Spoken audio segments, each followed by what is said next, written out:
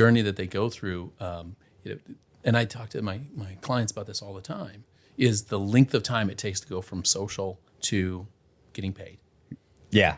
They have to stop their stream and look at your 2 seconds, 3 seconds, 10 seconds of content. So you have to be able to get them. You have to get them to stop. They have to recognize who you are. They have to jump to your page or follow whatever CTA you've got in there. And then 4 or 5 steps later, you might get paid. You might not. Yeah. There's a lot of influencers with shorts that are doing an amazing job but can't monetize it. And Yes. Especially with shorts, I think that conversion factor is harder with shorts. So figuring out how to monetize it, everyone's having an issue. We're the opposite. We're monetizing on like 100 views and I can still monetize it. Yep. So, I don't need a million followers. I can monetize just based on hyper targeting. So like my content doesn't have a massive reach, but my LinkedIn is like 99% executives, founders, CEOs. So I post something, 100 people comment or like it. Yep. That's 100 founders that have commented and liked it, my niche audience. Well, and that's the key is you're hitting your niche audience. Right. Right. You can have 1 million followers, but how much of them are really in your niche? Yeah. Right. And these people go out here and they broadcast. They're looking for views. They're looking for my page for my business. 1,000 followers. No. Yeah. Ooh, big deal. Right. I don't get a whole heck of a lot out of social, but 1,000 followers. I don't know a single one of them. Right. They're all from a certain part of the world that isn't my niche. Right. But they are following my page because it's in their business plan or business model to be able to jump on any page that has a founder or CEO. Yep. And take it.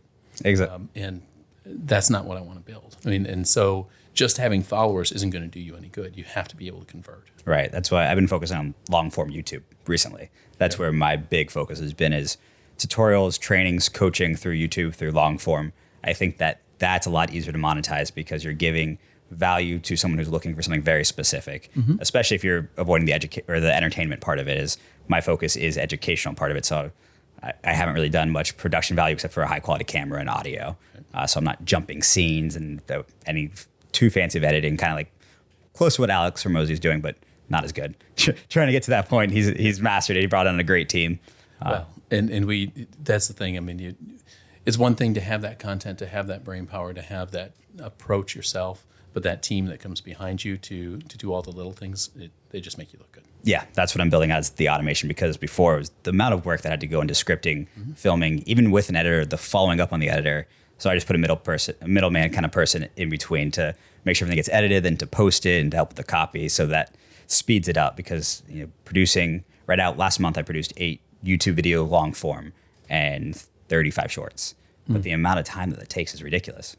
So I'll ask you then, because there's that important inflection point where you go from, I think Dan Martell talks about the trades that we make, right? You go from trading your time for money, and then you trade your money for time, and right. money for money.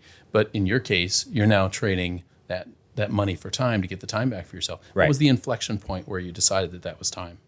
I think it's a level of, for me, when I scale any of my businesses, I do something to the point where I understand it, if that makes sense. So any service we built, even the PR service, I don't have a PR background. I'm an engineer. I ran a couple accounts. I did that PR because if I'm going to be someone's boss and manage it, I have to have a basic understanding of it. I'm an engineer. I have to build the workflows behind it to optimize. If I can't do any of that and I can't explain it, I'm gonna end up with the wrong hire. I can't hire someone if I don't know how to do it unless I'm paying $250,000. Yes, of course I can go find a professional who's done it 100 times, but as a startup, I can't afford that. In this role, I didn't want to spend, $100,000 a year on that role. I wanted someone who could come in and learn my process and improve it slightly as they were extra resources. Sure.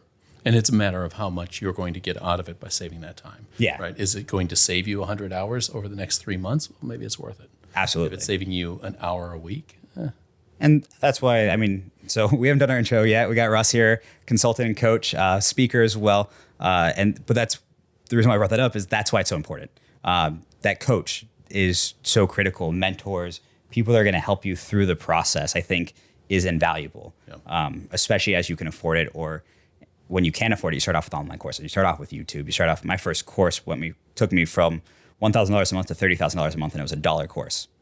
And it was just an online course, got hit with an ad, signed up. It was $1 for lifetime access. And there you go. There you go. Let me guess, you still use many of the principles you picked up in that course. Absolutely. Yeah.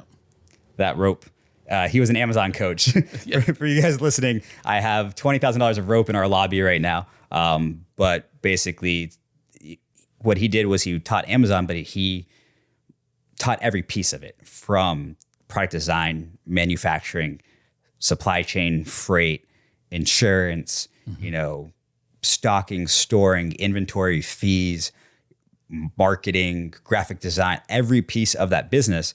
So it didn't matter that it was around Amazon, it was just a business course. And that's the piece that I was able to implement little pieces of that across 100 platforms. Beautiful. Yeah. So what was the inflection point then from where you went from the course, because you could afford it, to The dollar actually course. having a mentor? Yeah, exactly. The dollar, The dollar course. which hopefully we all can afford at some point. To having that coach, that mentor, that one-on-one person to take you that next step. For me, I think that it has to be the right fit. So when I look for a coach or consultant right now, a lot of what I'm looking for is, personally, I'm still not comfortable spending $50,000 for a coach or consultant.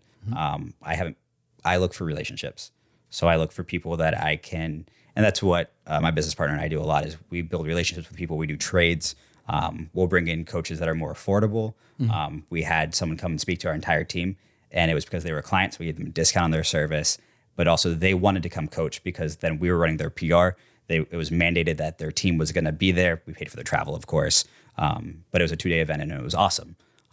So I still really utilize those, but even with coaching and consulting, I look for people in my network who I can build a relationship around versus pay a coach. I'm still not, I'll do masterminds but at that mastermind I did a ski trip last year. Mastermind was $6,000, but it included the ski trip, included the skiing, it included massage, housing, all that. Yeah. But it was all entrepreneurs who had to be making over 2 million. So that was the minimum requirement. And then people were making 100 million plus. So for me, that's where I am. But I think that coaches are so critical. I mean, what brought you into the space? What was your transition like? Oh, goodness. I can go forever about that. It's interesting because early on, I started in accounting 20-something years ago because I love numbers. Yeah. Right? I was in about a year and a half, started in staff accounting, realized that I didn't think like an accountant. In fact, I knew all the things I needed to know about accounting, knew it inside out, but I was a horrible accountant because I didn't think that way. Right. Accountants kind of stack things on top of each other at a transaction level to get to the story. I wanted to know the story to begin with. I said, why? Where are we going? What are we doing? How are we trying to get there? And in the role I was in, I never got out to talk about that with the clients. And I realized I kind of had that. Well, so I moved out of accounting into IT, the late 90s, big business. What I realized was accounting and IT, they don't speak the same language. They talk past each other. And I was the only one in the room that could talk both sides of the table. Right. Interesting little niche. I wonder what it'd be like if I could do that for the entire business. And so I kind of spent the next 20 years doing that. Any role I could get, any organization I could work with, any part of the business, sales, marketing, HR, IT, logistics, you name it, right? Any role, any project I can get on.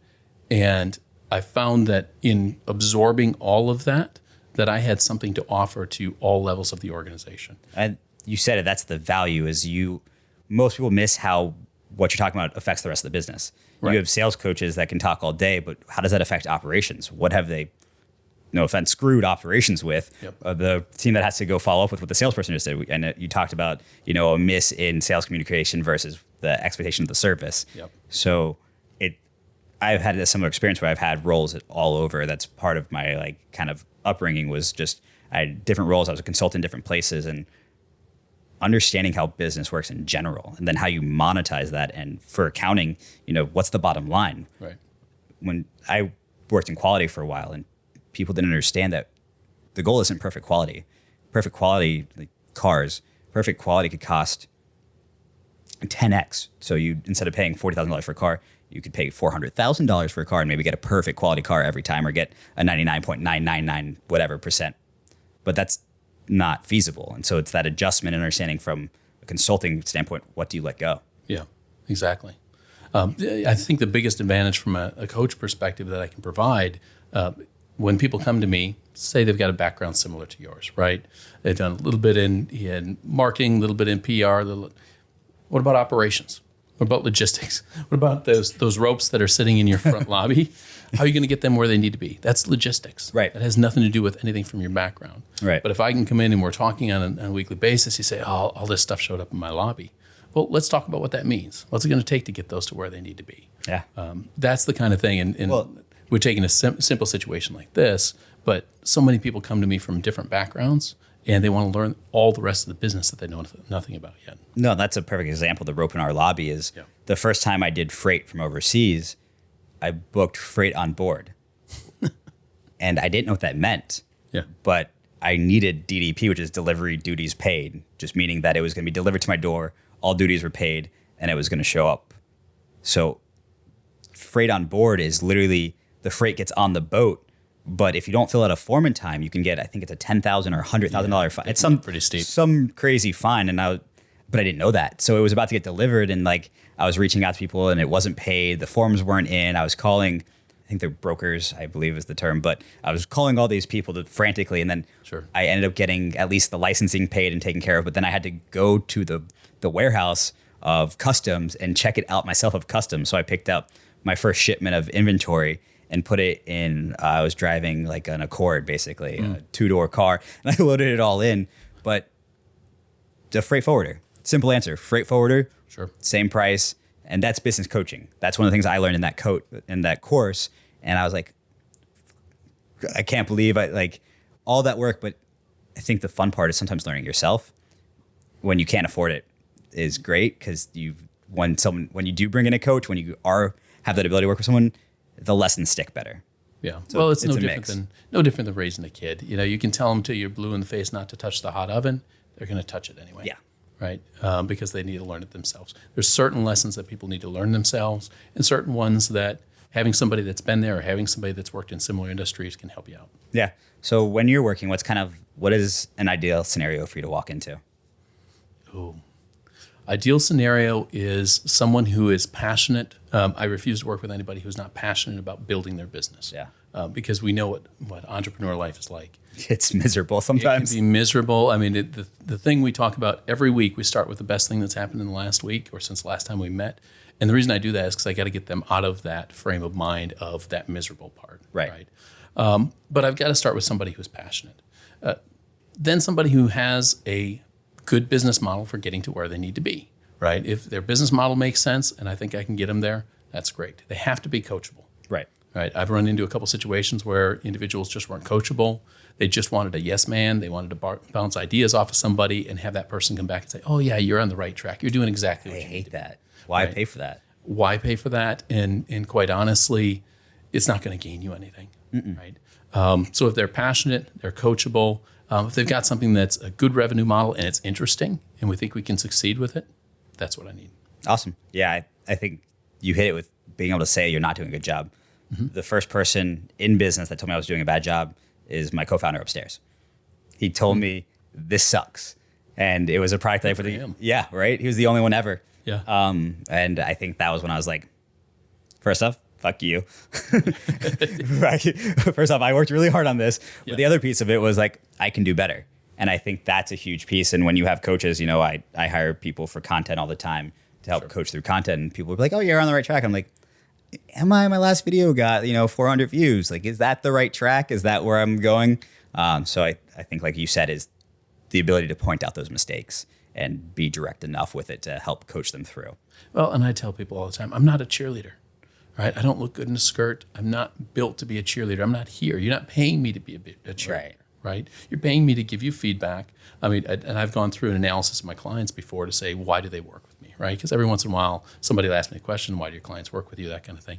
Sounding board, number one, they just want somebody to talk to, right? And a sounding board isn't a mirror, right? I'm not just going to reflect back what you're trying to tell me. It's you're giving it to me for me to give my opinion on whether it's going to work or not. So so a lot of times when people approach me for coaching, part of the reason why I don't sign up is it's very like, this might add value. Like, it just doesn't seem, I'm an engineer, I need numbers, I need something constructive. How do you analyze a business looking for those weaknesses to then go improve? We start with a conversation, right? You said yourself about relationships. I fully believe that coaching is a relationship. In fact, I will tell people during that sales conversation, if you're looking at coaches, I want you to go talk to 2 or 3 others, because you have to believe that what I'm telling you is worthwhile. Right. And then I have to believe that you're actually going to follow through on it. But we start with that conversation, and I will ask you a bunch of different questions. What's bugging you? What's keeping you up at night? What's happening in your business? What do the numbers look like? Quickly, I can kind of figure out what's stressing you. Yeah. Right. Depending upon where you are. Quick story. I had a guy yesterday who came to me he does some stuff with movies overseas, helping them get into other countries. He comes to me, he says, I have a networking issue because his partner was leaving him, and his partner was the guy who kind of knew everybody. Right. Networking issue. I need to find a new network. I need to find new people. I said, okay. Do you know your messaging? No. Do you really have a brand? No. Do you know where you're going to put your messaging? No. Do you know how to get to those places where your target market is coming to, or where your target audience is coming to? No.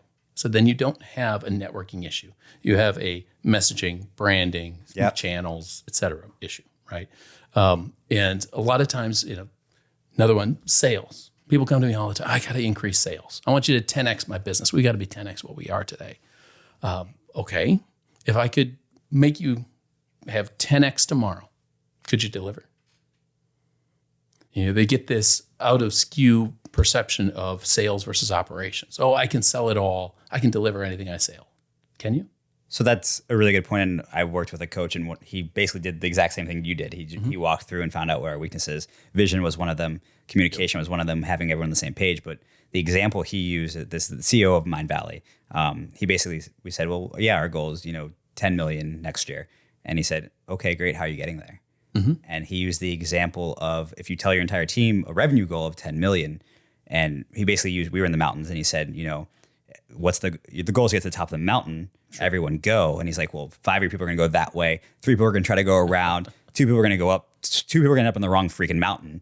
And they'll all make it to the top, maybe, but it would have been a lot quicker and more efficient if they all worked together. Yep. And so that's the vision piece of it that we were missing. And like you said, that branding, the vision, the story behind it, the why. And that happens a lot with especially solopreneurs who start to bring together a team, right? You happen to bring in Jay, and you guys start working together and all that kind of stuff. He questioned you right away about, business model and what we're doing. But that happens a lot where they've got it in their own head. They know where they want to go. They don't know how to articulate it. They don't know how to lead people down that path, right? Yeah. And so that's where the outside perspective, again, can come in and say, hey, you're not communicating with these people. They're not going to end up where you are. Yeah. Right? So next step for you, once you find that weakness, you just picking at the low-hanging fruit. What's that look like? It'd be nice if it were that easy, right? It's why I laugh at people that have kind of a coaching Bible that they'll hand over to somebody and say, this is what we're going to do for the next 17 weeks. I avoid those people. Right? It doesn't work that way. All right. I'll have a conversation with you this week. Next week, it'll be something completely different. Right. The following week, an employee will leave and you'll get hung up, right? Mm-hmm. I had one poor woman I talked to. She makes these custom hoods over stoves, real ornate things. Okay. I was talking to her one day. She was all excited to get started. Talked to her the next day, very next day, all of her fabricators had walked off the job. Yep. Right. All of that. Now, whatever issue she had yesterday doesn't matter anymore. Right. Now it's, where do I find people? How do I find people? How do I hire people? Where do they go? That kind of stuff. It's always a moving target. Mm-hmm. I think that's also why vision becomes so important, is at least if you have the right vision, all those pieces move together. So, we're not setting goals based on 10 million. We're setting goals in improving a workflow, improving a percentage, improving a conversion rate. Yep. And obviously that's the tier, but we've taken off that revenue goal completely because it's arbitrary, and people will go off and be like, well, I made you this much money. I'm like, yeah, but you caused 20,000 in refunds. Like you're hurting our brand. Now all those people don't like us and aren't referring or saying negative things. Yep. So it's how you get there really matters. It's not just getting there. And who comes along, right? Bringing the team along with you. It's one thing for you guys to hit 10 million, say, hey, we hit 10 million as a company. Okay, great. But if you're setting a poor culture along the way, that doesn't work either. Yeah, and we've seen those shifts throughout the changes. So to answer your question originally, we'll have that original conversation, go back and forth a little bit. We will work on one thing one week, get to the next week. Maybe that's the goal still, but we have a different approach. So no pamphlet, no cookie cutter process, no book that you hand me. No, sorry. Yeah, I mean, there's people that come looking for that, but that's not me. I mean, Those people just need a book. To read the book, and even with the people that read books, my problem is people don't execute the book. right. Like I just read $100 Million Leads by Alex Hormozy, and I put stuff down in my notes, but I haven't started executing anything of it. So there was no reason me reading the book. Like maybe I'm a little tiny bit smarter, but until I translate that into a change in my business, I haven't done anything. And I think that as a coach, I'm sure that's a frustrating piece. How do you help push people to take action? Or how do you know if they're not going to take action? It's funny. It's like I scripted these questions for you. I wish we had. No, this one's because the reason I say that is because that's the second most important reason that people bring me in for a coach, and that's accountability. Right. Right. It's one thing to say you're going to do all this stuff, but business gets in the way. Right. And so a lot of times I'm just there to hold your feet to the fire.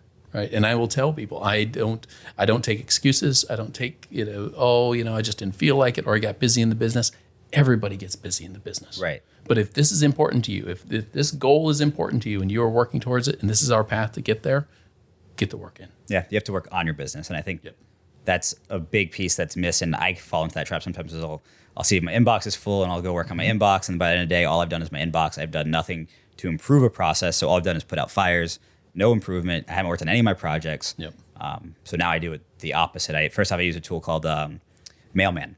So I only get emails delivered to me at 9 a.m., noon, and 4 p.m. So no consistent distractions. Yep. My phone's on vibrate. And then typically I try to reserve the first 2 hours to a project or producing content. Is that when you think the best? I'm most focused, especially like yesterday I came in an hour early when no one was here so I could do content. So that way there were no distractions. Yep. My emails weren't even delivered yet. It hadn't hit 9. So I got 3 YouTube videos done before 9 a.m. And the first person trickled in because we started at 9. And It was way more productive. Then I was able to catch up with all my emails. I was still able to get everything done, but I did something tangible that was important to my goal. And I think that gets missed. Is that repeatable for you? Absolutely. I just time blocking. I think time blocking is something that goes up all the way back to school for me. Is I was failing out of engineering school. My freshman year, I was rushing a fraternity. I was doing all these things. I was partying a lot. And one of the brothers came and was like, well, they had a meeting. They're like, who needs help? And I was like, I need help. And moral of the story was just time blocking. Yeah. Is he sat down and he's like, okay, what time are you getting up? What are you doing when you get up? Obviously the gym's important to you. Rushing's important to you. Let's time block all of these things. I went from straight, I think I had D's to finish the semester with straight A's, my first semester. Beautiful. Time blocking works. Time blocking works. Time block your first hour to projects. Don't touch anything else at all. Fires will still be there. Lawsuits, I don't care how big the fire is, and it'll all still be there. Yep. Especially if you're still getting into it that day. Well, the biggest thing I have is people when they look at their time, and we do time analysis all the time, and mainly because when I start talking to somebody and I spend 20 minutes talking to them and they talk about finance, they talk about operations, they talk about sales, they talk about 7 different hats that they've worn in the organization. Right. In those 20 minutes, it tells me they've got all those things running around in their mind and they're trying to do them at all times. Yeah. Right. And you just can't do that. No. So making yourself conscious, and I'll ask them several times during the discussions, what hat are you wearing right now? Yeah. Right? Be conscious of which hat you're wearing. Keep track every 15 minutes. What hat are you wearing? And let's see what's taking up your time and how much time we need to block into certain sections of the day. That's honestly genius. And then figuring out, what's taking up the most time, hire someone if you can to replace that so then you can free up more time. But exactly what we do is SOPs, standard operating procedures. It's CEOs, founders, C-level execs always are like, well, it's very difficult for me to have an SOP. My job changes all the time. I think it's very important to write down those distractions, especially when you're overwhelmed. If I'm getting super stressed, like 6 months ago or a year ago, it was billing. I was doing a lot of accounting. I wasn't letting go of control. I was the controller and I wasn't letting go of it because it was the money. So eventually I was like, I have to let this go or I've bottlenecked the entire company. Right. Now the new one for me is content, which is a new project. I started doing all the content, started producing a lot of content, but then it was taking up most of my time. So as you create those things, make sure you're documenting what's taking up the time and then find someone to fill those roles. Yeah, and it's funny because I just had this conversation at the Entrepreneurship Center over at the University of Tampa. I presented to the entrepreneurs there last week, and we talked about exactly that, which is building your management team. Right. And the question is, well, who do I start with? Well, let's look at where you're spending your time now. Exactly. Right? And then how can we section this out? And it may come out to you have 3 or 4 different roles you need to hire, but which one's going to save you the most time so that you can turn that time back into something benefiting the business? Yeah. I think for me, I've hired 5 or 6 quote unquote assistants, and they end up running departments. My first assistant is our COO and runs the company, the entire company. She was our first hire, and she runs the entire company. My other one was, our HR director, and then our controller now. And they were just hired as assistants. They weren't hired because I haven't been able to, spend that $250,000 because that's not my budget. I have to bring in people who have talent, raw talent, and train them up. So I spend more money in the training and them educating in probably their mistakes, but financially it works. And I think that's just, worst case, hire an assistant, give them some roles. And they grow with the organization, right? That they get that same passion that you have for the organization. That's why I called my company Progeny, right? Because it's your baby. Yeah. Right. And it becomes their baby if they start to buy into that early on. Yeah. They start to believe in the same kind of future for that organization. For me, when I hand off a role, there's nothing stronger than that specific time. Because I mentioned the SOPs, I'm building out a training program and an SOP for any person that reports to me, especially if it's a new role. So I have to spend a week to 2 weeks standardizing. But that process of standardizing takes what was taking 40 hours and drops it into 20 in the first place. And then you put someone in there to plug it in, and then they can now do 2 jobs, or they can make it just a lot better because you've taken the 40-hour job and moved it to 20. So I think that for me is a big piece of it too. It's just the SOPs are so critical. And it's not stuff that you wouldn't have improved on in time. It's just you didn't have time. You didn't have the time to do so. And so I would question you on that. That's the one thing that I see a lot of people do is they will save the time and then they don't go back and benefit the company by saving their own time. Right. So what's your go-to when you save an hour a day for yourself? What's Projects. your go-to? I have a whole list of project ideas. Typically, I will look at what the low-hanging fruit is. So do we have enough leads? So that was a big project. Now we're booked a week and a half, 2 weeks solid. So now maybe we need a new salesperson. Can our operations, like you said, our operations handle a new sales, like handle more sales? So then maybe I have to hire someone. Is our training, so it's that bouncing around, like you said, like my goal is never to work on the business. In the business is to work on the business. Right. But occasionally to do that, I have to work in the business and I have to get my feet dirty, really learn a process, build a department. The only departments in this company that's ever failed are departments where I didn't take the time to do it first. So we launched a cold calling. Believe that. We launched a cold calling team, and I didn't want to sit there and do cold calls. I didn't want to learn the process because it wasn't something I wanted to do. Department failed. We shifted it so all those people still have jobs, and it actually is now very profitable for us. So we just adjusted what they were doing, but it was way more expensive and costly because I didn't sit down and make the process first. So that's when I'll jump in and work in the business versus on the business. I'll tell you, that cold calling, what you just said about it, it's the hardest thing in the world to do. And if you want a salesperson, find somebody who's cold called before. Yes. Or done solar and had to walk up to somebody's house, because they have to start with, why is this important to you? Right? This isn't leads that are coming in and you just call them up. They already know why they're talking to you. This is somebody who has no idea who you are or what you're selling. Yep. And you have to start with, this is why it's important to you, and you don't shut the door in my face. People have done cold calling, door knocking. Also, real estate is something that I found. Real estate. The sales cycle is so long. They have to deal with so much to get a sale. I've been looking for a new place for myself, and my real estate agents showed me like 20 places. I've signed places and then changed my mind. And and thankfully, she helped close this one, so she'll put up with me because we're in a very expensive building. She got a nice fat check for that one. So she's like, today I backed out of a condo, which she hadn't submitted the offer, but she puts up with it because first off, she knows I'll close eventually with her. I've told her that I'm going to work with her, but also I've already made her money. Yeah. So that's a piece of it. I'll tell you, it's interesting in this coaching thing, the parallels that you see across industries. And I told you I'm kind of industry agnostic. The core business principles can be across any industry. 100%. But real estate agents, construction, specifically, especially subs, and personal liability lawyers all have a similar issue, and that's cash. They have no faucet. If they get tight on cash, they can't turn the faucet on and have the cash start coming in, because it's such a long sales cycle, such a long cycle to getting to cash. Even for personal liability, you're talking 18, 24 months by the time you go through maybe settlements or court and cases, and Yes. Those three places, and I would have never put them in the same bucket before. I didn't think about that because we can turn on our faucet. If we need money, I'll get on the phone. I will make phone calls and I will make us money. That's just literally, we'll do a marketing email and we can bring in $100,000 and make sure everyone gets paid. And you can do that because your sales cycle is that much shorter. Right.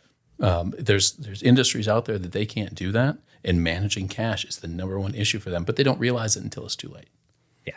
I mean, once we acquired this building, it was the first time that I really looked at our cash, and I got it dangerously low, our reserves. And I was like, okay, I'm going to bring in a consultant on this. So that I did use a coach. I used a consultant. We reset the budget. We reset accounting. Our reserves are the highest they've ever been. Our goal is, 1 year in reserves, which is way above industry standard. But I realized how stressed I was at that moment.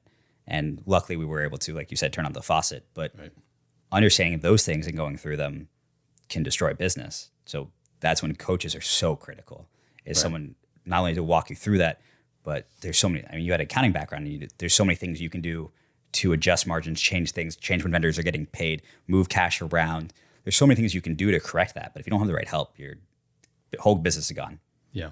And sometimes just to talk you off the ledge to begin with. Yeah. Right. Sometimes you're like, it's not that bad, I promise. It's really not. And there are, I have one guy that I have, he's been a client for, 6-8 months, doesn't matter. But he will call me almost every Tuesday in a panic. Yep. Right. Because he's a lawyer, and he'll spend all day Monday going through matters and doing cases and doing billable hours and all this kind of stuff. And he looks up on Tuesday, he says, oh, I don't have that much stuff in my pipeline anymore, right? Well, man, I've got to go out and talk to some people. I've got to get some people in here. So he calls me up. Oh, man, I don't have anything in my pipeline.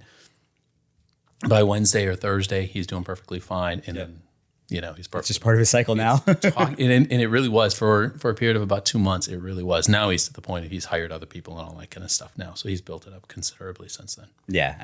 Building the business into a machine, I think, is everyone's goals. Eventually, I want to focus more on acquisitions. And to do that, we can't, right now we're developing departments internally. So my focus is there. So I can't do that while we're still scaling and making new things until it's a machine. You have, an operator, you have the entire company running. Then that's when you can look at other projects. Yep. Well, and you're doing the right thing for acquisition purposes by creating these SOPs. Right. You've got to have things standardized here before you add any of the variables that come with bringing in a new company. Yeah, I've seen it. I used to work at Eaton, which is a multi-billion-dollar company, and they acquired Cooper Industries, and I think that was a $12 billion purchase. It might have been a little bit bigger, but the transition was very difficult, and there was a whole bunch of culture changes, and it was, when you have that many people, it's so hard to implement it. And I obviously, I don't know the financials. I don't know how it ended up working out, but from the ground floor, it felt like the company did not mean to do what they did. I'm sure there was a bigger picture. I was a lowly engineer literally working on the ground floor, so I did not know or was privy to the financial side of it. But the cultures were just so hard to mash. And it was clear that one company had a better culture. So Eaton, the one that acquired the company, had a significantly better culture. And I think, again, from my experience, it looked like the company that was acquired, they knew they were being acquired, and they probably knew they were trying to sell for a couple of years. So they ran their company into the ground.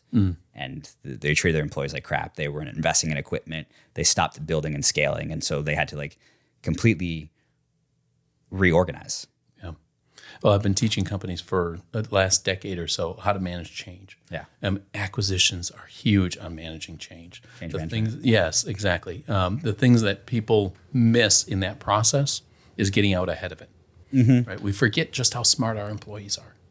Right? I had a situation with an organization I was working with that they were running a facility, and they were taking one client out of the facility, putting another one in. Right. But the timing wasn't quite working. And so what was happening was they were hung up in contracts. And during the period they're hung up in contracts, the rumors start to go out. They stop training. So people see that certain people aren't being backfilled. Training's not happening anymore.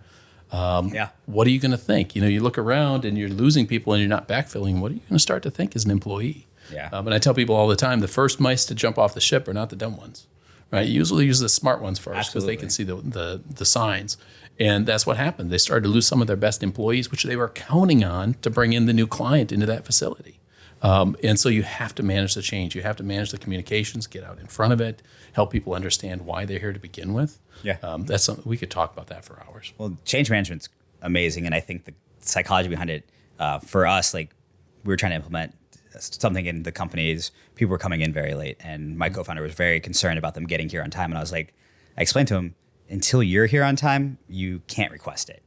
And we lost an employee because we were trying to push something, but the senior management wasn't applying. It wasn't following it, and it just was a failure because management wasn't doing it. So it's top down. You have to, if there's something like that, like a dress code, something like that, you can tell people, but if you're not going to apply to it, it doesn't matter. You're just going to ruin your culture, piss people off, and end up with your best talent leaving. Well, the thing is, I think a lot of people, when they look at change, they think, I just have to teach you how to do it the new way. Right. It's not that. That only works if they bought into the change to begin with. You have to start by helping them understand why it's good for the company. Why does it benefit the company for you and Jay and anybody else to come in on time? Right. What does it matter if I show up 2 minutes late? Yeah. Well, let's help them understand why the company benefits. And then, what do I get out of it? Okay, so that's great for the company, but what's in it for me? Right. You get them through that, then you can try and teach them whatever you want about how to change their behavior or how to change the habits. They've got to buy in emotionally. Explaining the why. I think that's the big thing that a lot of people miss. And I mean, for learning lessons for us as we scale is, as you lose direction, everyone's kind of running around different ways. They don't understand. Once we realized we had a vision issue, we implemented quarterly strategy meetings. Good. With our C-level execs. So we did our first quarterly strategy meeting, and it went really well. We got a lot of frustration out. We realigned, we rewrote our vision, we rewrote our mission statement, and we built out all the projects, started implementing. One of the projects was actually to do a quarterly meeting with all departments. So every department started doing that. So our account strategists, the different levels of management started doing that. What it did was it explained the why, because so many people had so many great ideas, but they didn't understand, like, yeah, we could do that, but we would have to cut everyone's pay. Or yeah, we could do that, or we would go out of business. Like explaining the financial piece of it, explaining, we're doing this project because it's going to help in X, Y, and Z, but this project would cost, like, we can't afford it. It's the same thing as that quality example. Is like, yeah, it's great to strive for perfect quality, but if you can't sell the product, it's now too expensive. Yeah. So. And it's hard to, sometimes at all levels of the organization, they don't understand the three horizons of where you're trying to get to. Right. Right. And a lot of times we do things today.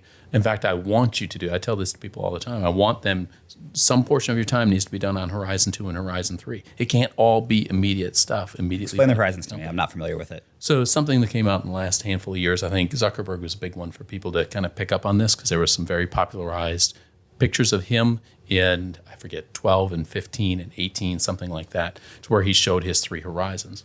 And if you looked across the horizons, obviously Facebook and some of that kind of thing. And then you saw Instagram, you saw some of the others that he's now integrated in. Right. That over time, over 12 to 15, 15 to 18 have kind of moved forward. The idea behind it is your first horizon is where you're going as a business right now, right? About as far as you can see. Maybe it's a year and a half, maybe it's a year, something like that. Second horizon is next one beyond that, and the third horizon obviously is the third one beyond that. The idea is, yes, I spend a ton of my time on what we're doing right now for this first horizon. Those are my goals. That's what I'm trying to achieve strategically. But I want to spend a small portion of my time on that next horizon. Right. Because you don't want to get to the top of this hill and then realize you have to start over again to get to the next hill. Yeah. Because you start at zero. And same thing for that third horizon. So I tell people 70, 20, 10, 85, 10, 5, something like that, where you're splitting your time up. So a bunch of it's on for horizon one. We know we want to achieve those first goals. But let's not get to the top of that hill and realize we have to start from scratch again. Yeah, absolutely. I think I've never heard it explained that way, but I mean, in my career, I started off as an engineer. Mm-hmm. I did e-commerce. I did social media marketing. I ran a PR firm. I still do e-commerce, but each one of those is different horizons and different levels of success, and you learn different pieces of the puzzle through them. So that's pretty cool. I like that. And the thing I do with people when we set goals strategically is I challenge them to be uncomfortable, right? You have a goal, let's say it's 100 million by the end of next year. I'll ask you. If you can coach me through that, I'm in. But we'll talk. Okay. But I'll ask you, does that make you feel uncomfortable? And you say, I mean, if I said we could get to 100 million next year, what would you say? Hell yeah, let's do it. Then let's go to something else. Yeah. 200 million next year. Are you uncomfortable yet? You're not going to be uncomfortable with this one. Yeah. But I understand what you're saying. And for me, the uncomfortable comes from the potential of failure. So my biggest discomfort was earlier this year ever in business was when I was potentially worried about paying people's paychecks. Okay. That was a big discomfort because it wasn't me failing. I've never had stress or anxiety about my failure because I can always get out of it. Mm-hmm. But when you're talking about, I have 60 employees now, and 60 people would potentially lose their jobs. 60 people would have to, foreclose. 60 people they bought homes. We have a salesperson that just bought an expensive car, which I told him not to do. But then we have a bad month, and then his car gets taken away, and you're kind of responsible for all of that at the front of the ship. Well, and the uncomfortability comes in not knowing exactly what you're going to do in that situation. How do I get there? Right. How do I resolve that issue when it comes up? It was the lack of direction. Yep.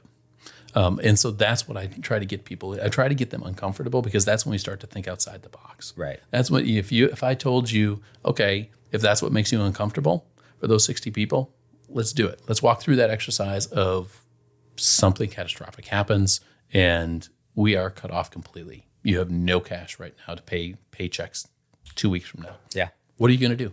How are you going to resolve it? And I think that's one of the values of pushing yourself too. Mm-hmm. It's like we didn't need to buy this building, but the building alone brought in 20 new clients. Yep. We run ads with photos of it. People are coming into the studio. We've had celebrities in the studio. They've referred friends. So it was a risk, but it was a calculated risk. There's also huge tax savings. There's a lot of pieces to it, but every time you really push to a new level, like you said, you have to push to be uncomfortable. You have to strive. That's why entrepreneurs are entrepreneurs. They're pretty much gamblers in a sense. I mean, if you look at Tesla, Tesla almost went out of business. SpaceX almost went under because they were risking something that had never been done, and they were risking more money than anyone ever imagined to make those things happen. You don't become that big and that successful without taking big risks. Yeah, that's true. And I think the failure that people have more often than not is not at striving to something that they couldn't achieve. It's not striving high enough. Right. It's not pushing yourself enough. I've got one client out west who they are tremendous. I mean, these people need a Harvard business study done on them because there's 3 founders and the way their minds meld together is incredible. But I push them all the time to set their goals and achieve them. And as we talk strategically, they keep hitting them. Yeah. Right? I remember the first conversation I had with them was I think it was like in May of that year or something like that. And we started talking about things. I said, okay, so where do we sit relative to your goals? Well, this is our goal, but we hit that last month. And so this is our goal for the year. Nice. And we'll probably hit that in the next couple of weeks. I said, then those aren't goals. Those are milestones. Literally right? what I was going to say, yeah. You're not shooting high enough. Right. Yeah. And so pushing to that uncomfortability, pushing yourself beyond what you think you can achieve or what you know how to achieve right now is what you really need to do. Every goal I've ever set was something that I couldn't see a direct path to. Good. I could see a direct path in that direction, but so our goal is still 10 million a year. We've crossed the 10 million in history. Mm-hmm. We just got a cool award for that from ClickFunnels, which is really exciting. Yeah. But at 10 million a year. So we're a little bit over halfway there. Okay. We'll do 6 million this year. And we're pretty open with that because it's all listed because we compete for biggest PR firm. But anyways, I don't know the direct path. I can get us enough leads. I see that. I hire more salespeople. They bring in more money. But you bring in a new service. But right now I can't draw a straight line. But I think that's the cool thing is you have to continue to experiment, learn, and pull the small levers. There's no one button. Well, and the straight line would be taking what you've done to get here, right, and just kind of extrapolating that. Yeah. I don't know that you want to spend that kind of time doing that. No. Right. And there's the old, I think it was Marshall Goldsmith or somebody who wrote what got you here won't get you there. Yes. And people run into that all the time, right? They think that what they've done to succeed to where they are today is what's going to take them to 10x. It doesn't work that way. Right. And that's why entrepreneurs are entrepreneurs. That's why we're entrepreneurs. So that's one of the big things between my co-founder and myself is he is really good at experimenting, building new departments, but he'll create something. He'll create a $10 million business and drop it. He'll forget about it because he's just on to the next one, on to the next one.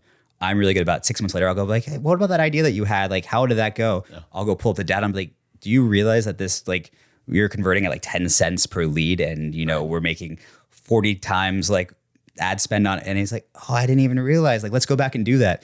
And so then I'll go scale those departments. Yeah. And that's been our thing, is especially like Alex Hormozy says that, as long as you have a 10-year horizon and you're willing to repeatedly do the same thing over and over again.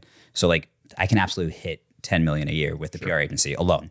We don't have to do anything. But the nice thing is, like you said, the entrepreneurship side of it is, well, I don't want to do that in 10 years. I don't want to do it in 20 years. I want to do that next year. How do I do that next year? And so that's not going to be with PR alone. And that's going to be, we're building our lead gen service. We're doing significantly more content. We're trying different things and different levers to get there. Yeah.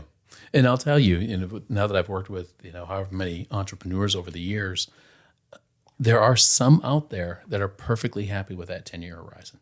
Absolutely. Happy. It's one of the first questions I ask people. Why are we here? Are you here to build something for 5 years and sell it? Or are you looking for that lifestyle business that just gives you what you love, what you're passionate about, and you can do it for the next 25 years? My dad has owned his own business for 40 years. Mm-hmm. He does not consider himself an entrepreneur, psychologist. He every year made, I probably shouldn't share this, but about $100,000, which is awesome. He was very happy with it, had no desire for more. In the last 2 years, 3 years, he saw what I was doing. He let me manipulate it a little bit. So we built him a new website. We started running Google ads. Yeah. I got him to hire an assistant. I got him to hire people to run the service. 5x'd in his first year doing it. And just, it was the smallest little levers. We did online appointment booking, was just the smallest little things. And he's like, he looks at me and he's, I can't believe I've never done this. I'm in retirement. I work 1 day a week. I make more money than I ever have in my entire life. Yep.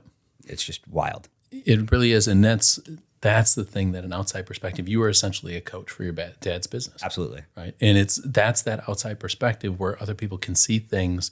It's not difficult. I mean, I had an intern a couple of years ago who I'd let him sit in on a couple calls. And after the call, we'd debrief a little bit. And he'd come out, he's like, well, why didn't they do this? Or maybe they should do that. And I remember thinking, when I'm looking at him, like, is it really that easy to be a coach? But he was asking the right questions. Right. Now, he didn't have all the context and the path forward and some of that kind of stuff. But the questions were there, and it's because of that outside perspective. Exactly. And I think that, and specifically, I'm going to use my dad as an example, and a lot of people in this case, they don't want change. So I started changing his website. Mm-hmm. I took it down. I changed the domain. I did all these things. I put online scheduling, and he called me yelling at me. I actually never had a client yell at me before. Well, I have now, but he was so upset because it wasn't done. It went live and there was a couple errors, and he was like, no one's going to book online. No one's going to pay online. Why do we have credit card processing online? 4 days later, he called me. He's like, 5 people just booked online and paid in advance on it and said, clearly this is non-refundable if they don't show. And he's like, I don't understand what you just did. And it just continued to go. And people get in their own way. Yep. So for him, I had to push him. And I think that's why people hire coaches. They hire personal trainers because they don't want to do it and they need someone to tell them it's okay. Need somebody to tell them it's okay and to help them see things that are right in front of their eyes. Yeah. You talk about Jay and some of these ideas.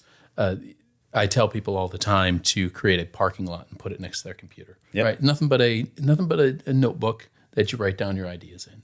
Absolutely. We'll come back and talk about it later on. But what I don't want you doing, and I use this analogy all this time about the carousels, for those of us that remember carousels and the brass ring that's up there. Every time you come around the carousel, if you took that brass ring, you'd end up with a whole pocket full of them. Mm-hmm. Well, it's the same kind of thing being an entrepreneur. Every day you wake up, you've got a different idea where you can go and what you want to do, how you want to build the business and how you're going to get there. And you've got all these different ideas. Well, they come to me with these rings and they basically say, where do I start? Yeah, absolutely. And let's start with one, and the other one's going to parking lot. And we'll come back to them, but let's get one path forward. So I use Apple Notes, and I'll put all my notes down there. I'll make, so what I used to do, and I still kind of do, is I'll have 3 personal goals for the day. Jim's always on there. There's a couple that are just pretty much always there, and then 3 work goals. And the goal, and we talked about this, is people feeling defeated, people getting upset through entrepreneurship. Yep. For me, if I can check off even one of those goals, personal or business, I've had a successful day. I mean, I'm ideally designed, they're like kind of daily goals. They're quick, easy wins, things I need to do, kind of things that maybe you do before you get into your email. And then, like you said, I have a parking lot. I use our CRM or project management software as Asana. And there's a list of Jay probably has one of 500 ideas. I have one of 60. And if I ever sit there and the rare odd time that I'm not stressed and busy, I'm like, okay, what's next? And they're already there. And if I'm not 100% sure on where to go, I'll sit down with Jay, or I'll sit down with our COO and say, what's going to add the most value? Or we'll do it in our ops, our quarterly meeting, and say, okay, here, what are our priorities? Yeah. And we'll do that as a team. And sometimes we'll even create a matrix like, well, this one would add a lot of value, but it's so expensive and all these things. So you can pick the right project. I think that direction of picking, I use the word low hanging fruit, but you have to pick the right projects too. Yeah, and I think that the best thing you said in all that was that you do the gym every day. Yeah, right? That's critical. It is critical, and it's so underestimated for business. And I don't care if it's the gym, if it's yoga, if it's walking. I don't care what. Literally, it is. a walk's fine. If it's eating healthier, right? You've got to take care of yourself. I use the airplane oxygen mask analogy all the time too. If you don't take care of yourself, you can't take care of the business.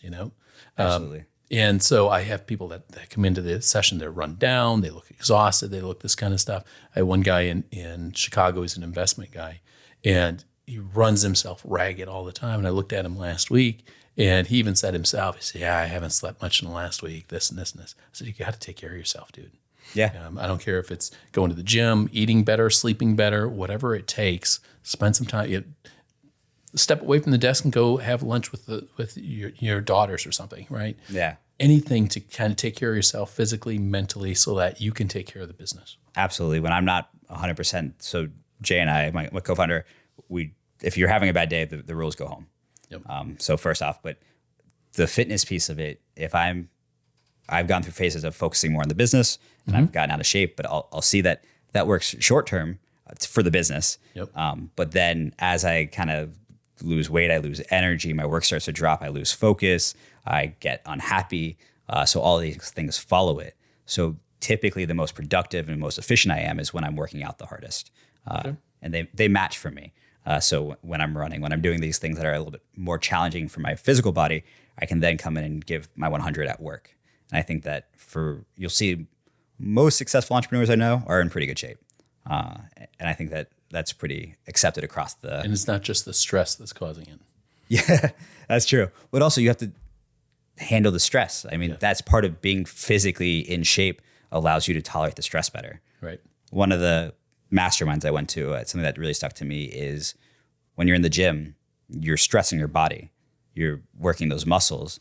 And then he said, well, what's your relationship with stress at work? Is it positive or negative? And I never realized that it's really your mindset.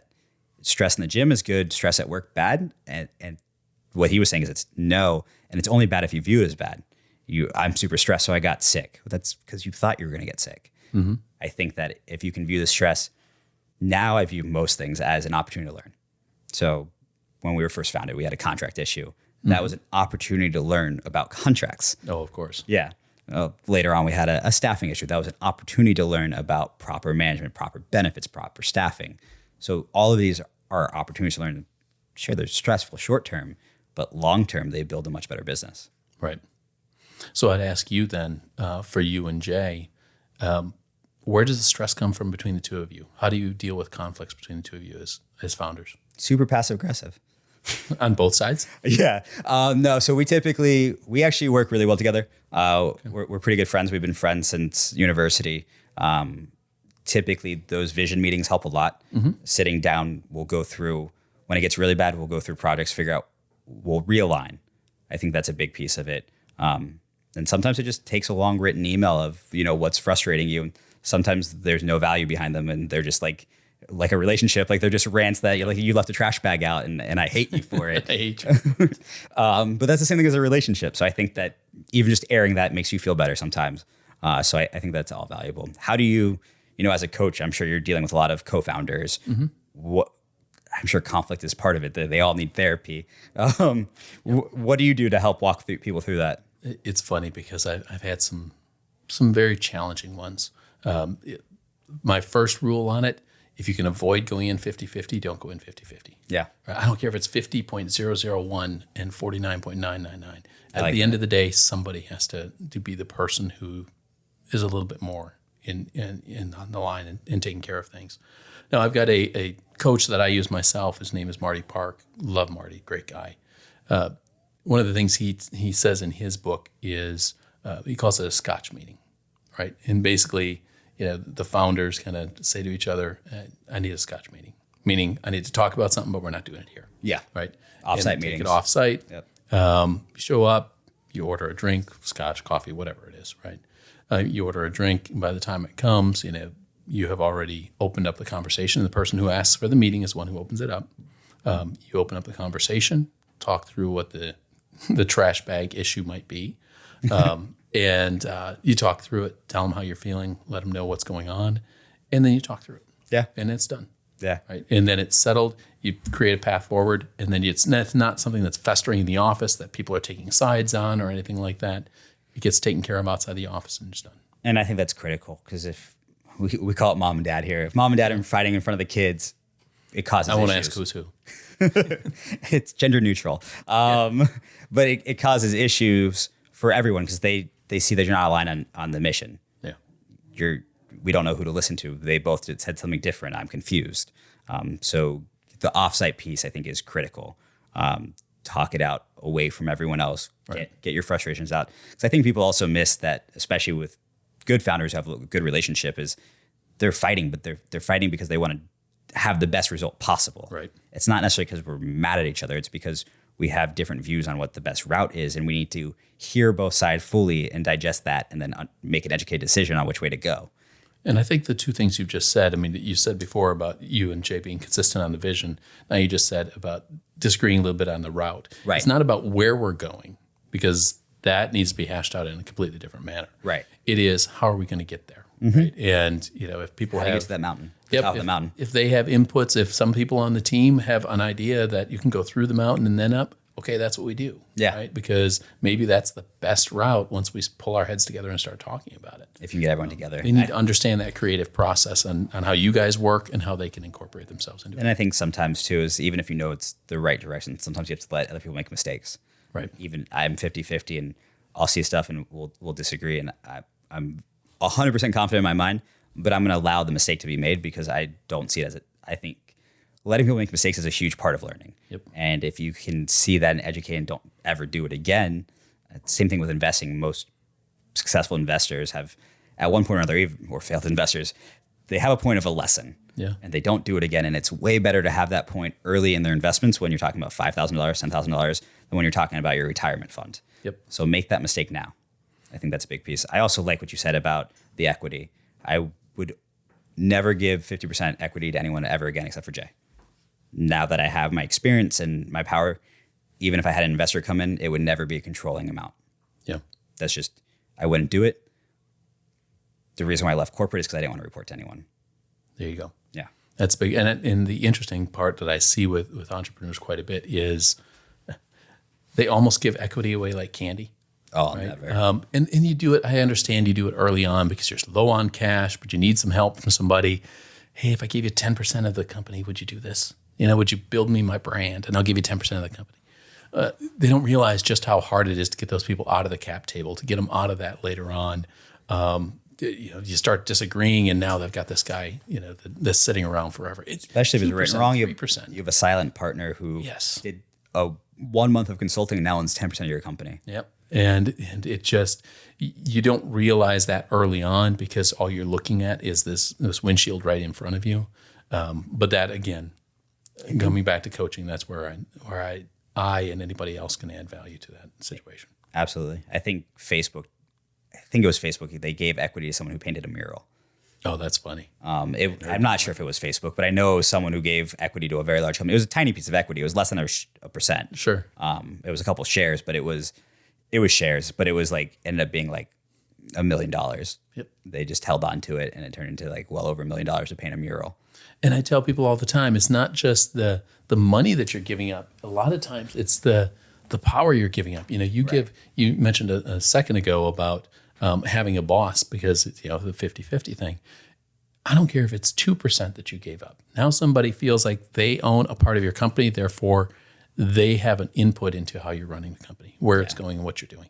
I think in my perspective, it very rarely makes sense. Mm-hmm. I understand that bringing in people who coaches, I'd much rather just pay cash. Sure. So Alex Ramosi, who's trending all over social media right now, he has acquisition.com. They approached us, which was awesome. I was just cool to be approached. We went through the whole sales process. We got to the point of getting the contracts, which I probably can't talk details because I'm sure I signed something somewhere. But he wanted so much of the company to consult. And I was just like, yeah, you're awesome. Your branding's awesome. I'm sure that, you probably could 10X our business and you'd probably be great. Right. I would much rather pay a finite amount. I'd rather pay, if you said $1 million, I'd rather pay the $1 million because yes, if you 10X my company, I'm not paying you $1 million. I'm paying you $1 million a quarter. Sure. I'm paying you $1 million a month at some point. So that doesn't make sense to me. And I think that you have to, a lot of times we ask about, how do I pick coaches and mentors? It's usually people that are, slightly above me who have done it already, but, aren't charging $200,000 for a 2-hour consultation. Sure. I think that's a big piece. And I think there's just a lot of steps to it. So finding the person that's going to mesh with where you are, that communication style. Right. And obviously I'm not going to compare myself to Alex, but I would never take equity in an organization. I've done a revenue share a couple times, but I wouldn't do the equity, and mainly because I don't want it to color the input that I'm giving, right? Because sometimes the things I'm telling you may be better for you as an individual than it is for the organization. Yeah. I may tell you that this business model doesn't work for you, right? So you're going to have to scrap this business and move on to something else. Absolutely. It happens occasionally. So you're burnt out. Right. Someone's burnt out. And I don't want to have equity in a business and know that that's probably what I should say and not be able to say it. Yeah. And I mean, as an entrepreneur, I have had businesses that I've dropped, that I've stopped, and we still run the e-commerce, but they're on autopilot. I'm not investing time or money in them. It's just not worth my time. We talk about that path, the goal to the top of the mountain, what's the easiest way? And you just have to figure out where it's flowing. And that's being able to make those adjustments and changes throughout the process. Well, there's so many paths up the mountain, and people get locked in. And again, we talked about the passion and having to bring passion to the table. They get their mind locked in on only one way that this can happen. Yeah. Right. And I try to, and again, I'm obviously big on analogies, but I'll use the door analogy and the keyhole in the door, right? If you're looking through a keyhole in the door, you only see one perception of reality. But if you open the door, there's all sorts of different possibilities. And we just need to work on opening that door a little bit and looking at other ways that we can achieve what it is that you want. That's awesome. All right. We got to start wrapping up. This has been one of the longer podcasts for us. Is it really? Yeah. Let's talk about, how do people find you? Actually, first off, before that, golden nuggets. What is, if obviously we don't have the cookie cutter idea, but what's one golden nugget to, the podcast is called Scaling Secrets to Scaling. Biggest thing to scale, you talked about the SOPs. You talked about being able to share some of what you do in certain stuff. I think so often entrepreneurs try to just take one thing that works and scale it. Yeah. Right. My big take on that is do something that works yourself. As you said, build the SOP around it, push it off onto somebody else, and work on other parts of the business. You can't just scale sales without scaling operations as well. And so make sure that you do that consistently and in balance. That's awesome. Now, how do people find you, and kind of, if you were looking for a coach, what's your ideal audience? Oh, ideal audience. Now, I work with everybody from pre-revenue startups up to probably 80, 100 million. You get much bigger than that, and they don't look at the small shops. They want to try and find a larger consulting or coaching firm that'll help them out. Number of ways to find me, progenycc.com. That's PROGENYCC as in coaching and consulting.com. Easiest way to find me is that. On all the socials, most of them are at ProgegyCC. Instagram is at Swiss Army Coach. It's a moniker that I use based on my background and all the different areas that I've worked in. That's the easiest way to find me. As far as working with a coach, I definitely recommend whoever you do. And I tell everybody, find a coach. I don't care if it's me or if it's somebody else, but find yourself a coach. Because the things we've talked about today, outside perspective, Absolutely. Accountability, strategic thinking, background and having done it before, that's the kind of thing that you want to look for. And so find somebody that you've got good chemistry and a good relationship with and bring them into your business to help you out. I love it. Thank you so much for coming in, and probably have you back, hopefully. Thank you, Scott. I appreciate it. It's been great.